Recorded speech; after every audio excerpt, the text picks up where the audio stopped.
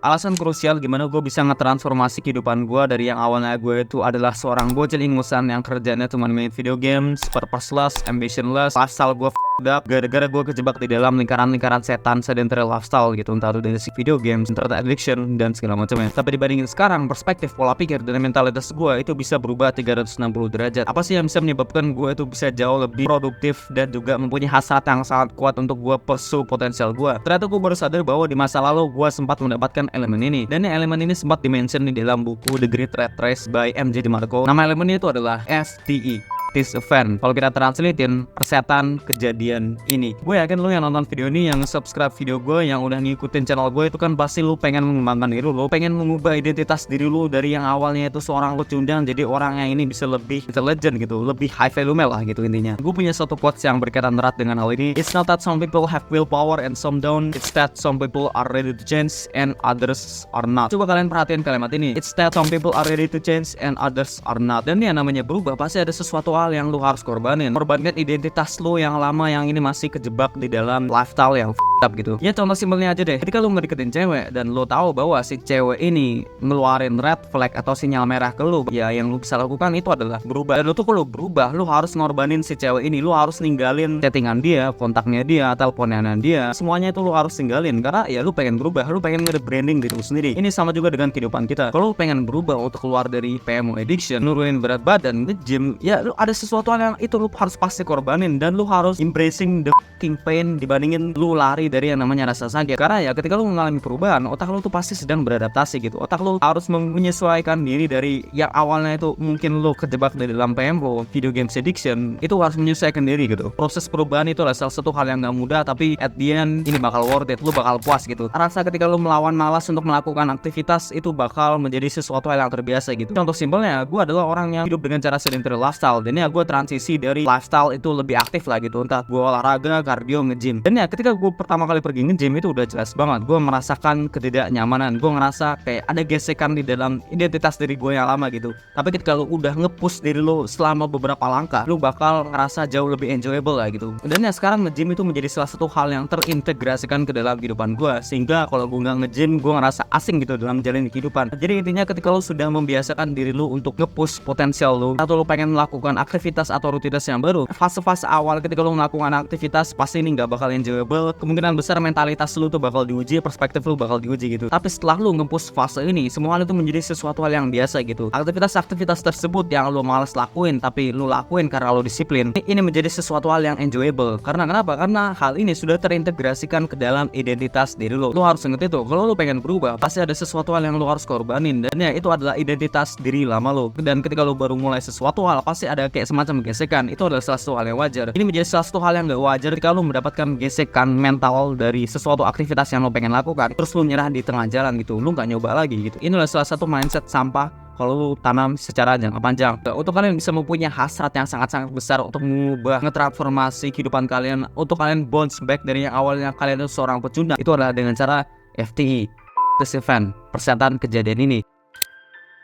Kita ambil contoh suatu skenario. Ada seseorang bernama Joni.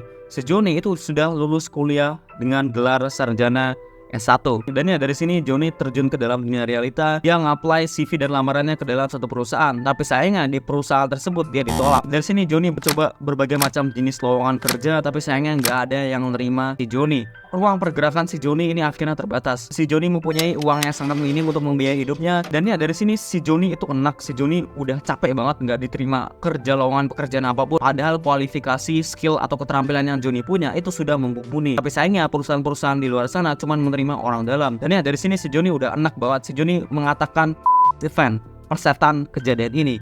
Ini adalah salah satu turning point untuk Joni berubah. Dan ya karena si Joni itu capek gak diterima loker, akhirnya si Joni itu belajar membaca berbagai macam jenis kerangka berpikir, bagaimana cara dia bisa membangun bisnis. Si Joni ini membangun bisnisnya tapi gagal. Tapi hal ini gak membuat Joni menyerah. Karena kenapa? Karena Joni itu sudah mendapatkan eventnya. Si Joni gak mau balik ke dalam kejadian-kejadian tersebut. Akhirnya si Joni setelah mencoba banyak formula, mencoba banyak hal, bisnis atau usahanya si Joni itu berkembang pesat. Si Joni jadi kaya, dan ya itu adalah FTE, dimana kalian itu mendapatkan suatu kejadian dan kalian berpikir, gue nggak bisa gini terus, gue harus berubah, gue harus melakukan sesuatu hal untuk mengubah nasib gue gitu. Mungkin kebanyakan besar orang ketika mereka mempunyai fixed mindset, ketika mereka mempunyai suatu situasi yang negatif, mereka merasa hopeless, mereka ngerasa nasib baik mereka itu nggak berada di dalam sisi mereka. Tapi dibandingin si Joni menjadikan hal itu sebagai acuan motivasi, hasrat yang sangat kuat untuk membangun bisnis. Karena kenapa? Karena dari pengalaman si Joni tadi, si Joni nggak diterima pekerjaan padahal kualifikasi yang sudah mumpuni, si Joni nggak mempunyai duit yang cukup untuk membiayai hidupnya. Si Joni menemukan turning point-nya untuk bangun bisnis karena si Joni nggak keterima kerja gitu. Itu adalah salah satu gambaran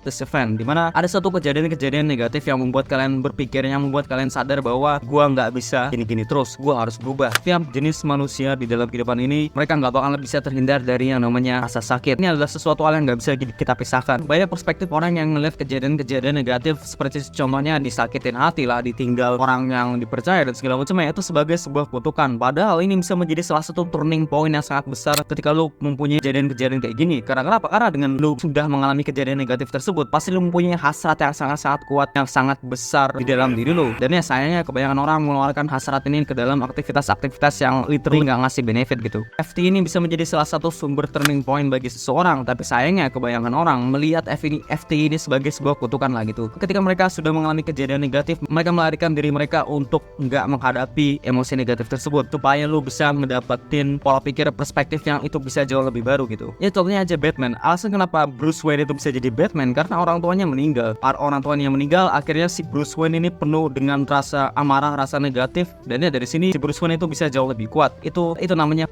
this event. Jadi mulai dari sekarang, mumpung umur lu itu masih muda, cari event lo. Karena kenapa? Karena kejadian negatif ini bisa menjadi turning point bagi kehidupan lo di masa-masa depan. Dan event terbesar gue tuh ketika gue menjalani kehidupan di SMA. Kehidupan di SMA menurut gue nggak sangat-sangat memuaskan. Karena kenapa? Karena gue dikelilingi dengan orang-orang yang itu nggak satu visi, satu value sama gue lah. Ketika kalian bersosialisasi dengan orang yang nggak kalian suka, bersosialisasi dengan orang yang nggak satu perspektif sama kalian, karena energi kalian itu malah terbuang sia-sia. Dan ya karena gue nggak menemukan teman-teman yang cocok, akhirnya gue ngerasa kesepian. Dan ya hal ini menjadi motivasi yang sangat kuat untuk gue masuk ke dalam universitas. Akhirnya karena gue udah enak banget sama kejadian tersebut, gue mempunyai hasrat yang sangat-sangat kuat untuk gue bisa masuk ke dalam universitas supaya gue bisa menemukan sosial circle pertemanan yang baru. Dari situ gue mempunyai hasrat yang sangat kuat dalam belajar. Gue ngerasa bersalah kalau gue nggak belajar karena ya gue nggak mau balik ke dalam situasi tersebut. FT itu adalah sebuah kejadian-kejadian yang negatif yang membuat kalian itu merasa frustasi besar, dan itu kalian harus jadikan sebuah wake up call. Kalian harus sadar bahwa ada sesuatu hal yang harus kalian ubah, ada sesuatu hal yang harus kalian sustain